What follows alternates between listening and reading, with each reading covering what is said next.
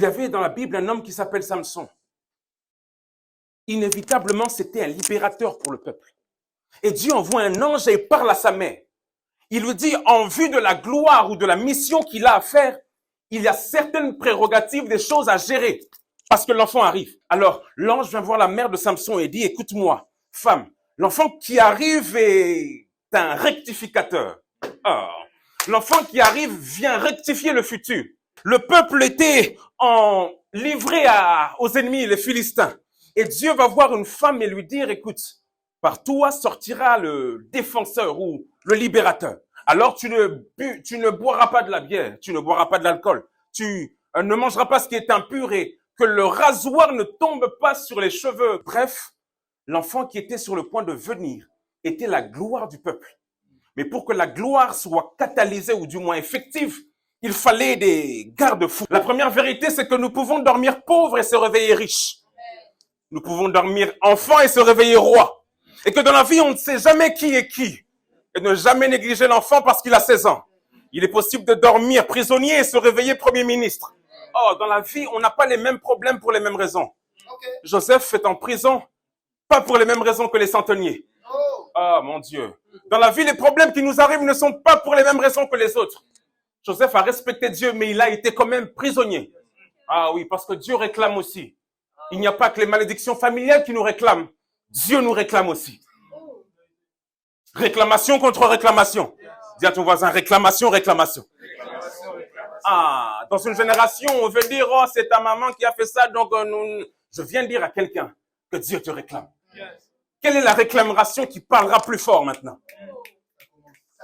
Où ça va tirer? C'est Dieu qui appelle ou c'est le diable? Tout roi devait se dire que c'est inconcevable. On ne donne pas le pouvoir à un jeune enfant. Mais Dieu est fou parce qu'il veut rectifier le futur. Dieu est intelligent parce qu'il veut rectifier le futur. Le père de Osias a fait beaucoup d'erreurs, du moins. Il a marché bien et puis par moments, il s'est détourné. Et quand Osias est venu, il a tenté de rectifier le futur. Dans la vie, la maturité n'est pas une question d'âge. Parce que c'est l'onction qui fait la différence. L'onction, peu importe qui vous êtes, elle vous qualifie là où les hommes ne vous qualifient pas. David a quitté le guitariste en étant un lanceur de pierres. L'onction transforme. Oh, je sens que l'onction va transformer quelqu'un dans des domaines.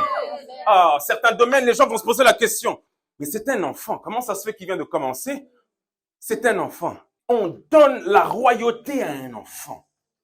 Il n'y a pas de fatalité dans la vie.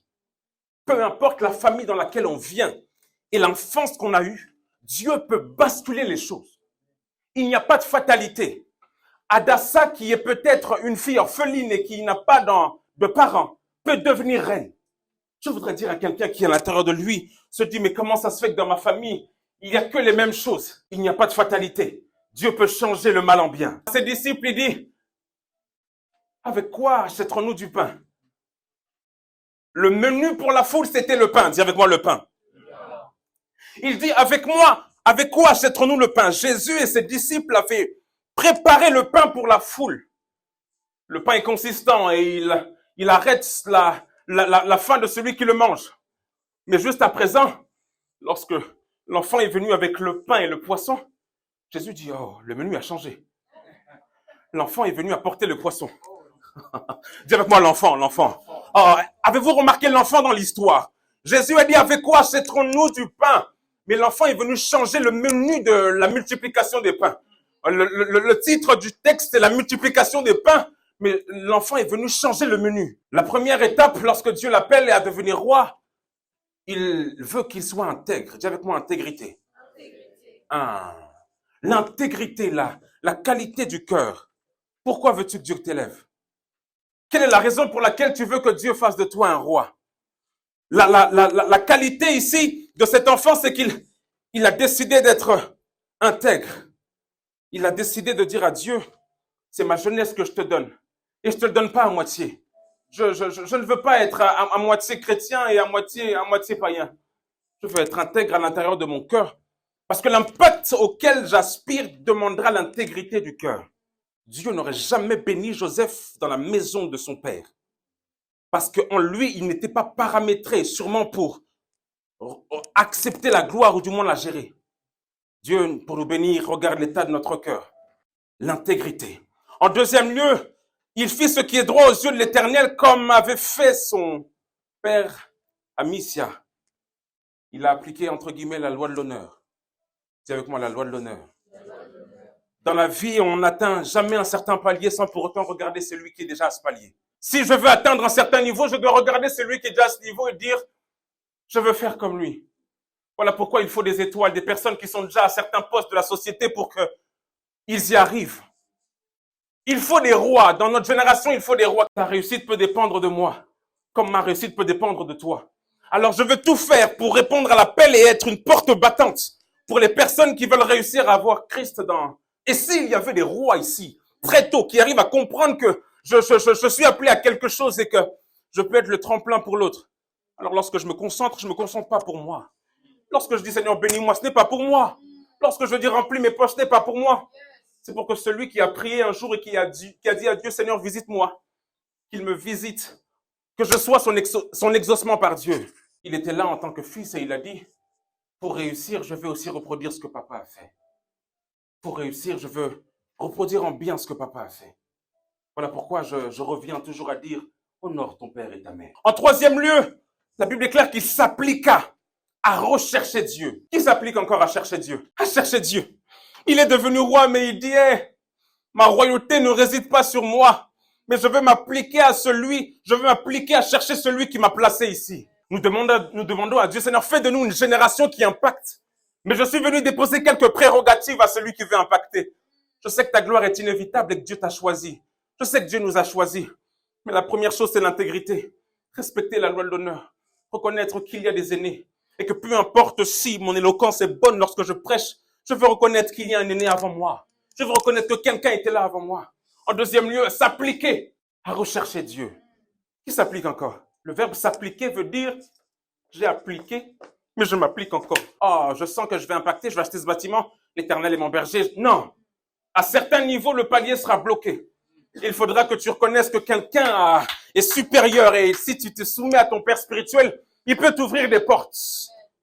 Il peut t'ouvrir des portes. Joseph n'est pas rentré dans la maison de Pharaon juste avec son intelligence. C'est ça notre génération. Oh, je sens que je prêche. Je sens que je peux alors maintenant quand je vais voir Pharaon, c'est moi qui vais impacter. Je n'ai pas besoin de mon pasteur. À certains niveaux, toute réussite est spirituelle. À certains niveaux, il faut être précis et être parfait. L'excellence est requise à certains niveaux. On veut des fois être des chrétiens qui sont excellents, mais on ne met pas le niveau. On ne met pas l'excellence. Joseph est arrivé dans la maison de Pharaon et il n'a pas été dubitatif. Il a dit, ce que tu cherches, c'est moi qui l'ai. C'est moi qui l'ai. D'ailleurs, tu as fait ce rêve, ça. Laisse-moi te l'expliquer. Allons dans le bureau. Allez, allons prendre un café. Viens, va prendre un café. Parce que c'est moi qui ai la solution.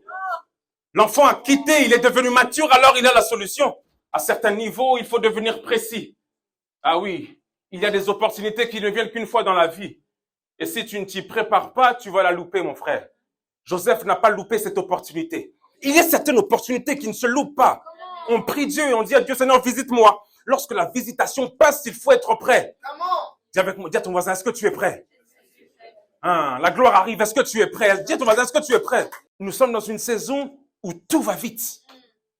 Et si nous ne savons pas préparer ou nous appliquer à certaines choses avant, nous louperons certains coches. L'église est un camp de formation. L'église vient décupler les Joseph. La Bible déclare que pasteurs, hommes de Dieu sont là pour le perfectionnement des saints. Pour l'unité de la foi afin que nous soyons des hommes faits. Je m'assure que lorsque je viens à l'église, je t'écoute, pasteur. Je veux prier à m'appliquer, mais c'est parce qu'on m'attend quelque part dehors. On m'attend quelque part dehors.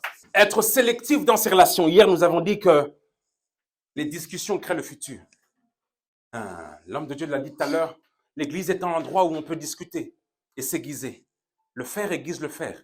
Mais attention, le bois peut rouiller le fer. Lorsque je parle avec toi, je veux m'assurer que lorsque nous parlions du futur. C'est quand qu'on parle du futur?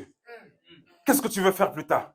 Oh, avec qui tu veux? Qu'est-ce que tu veux faire? Est-ce que je peux t'aider? Est-ce qu'il y a des choses qu'on peut faire ensemble? C'est l'évangile, c'est le royaume qui doit venir sur la terre. Je veux qu'on parle de l'évangile, de comment amener Jésus dans les systèmes, de comment l'insérer dans les circuits, de comment faire de nous des personnes que Dieu peut rendre prospères et qui changent les systèmes.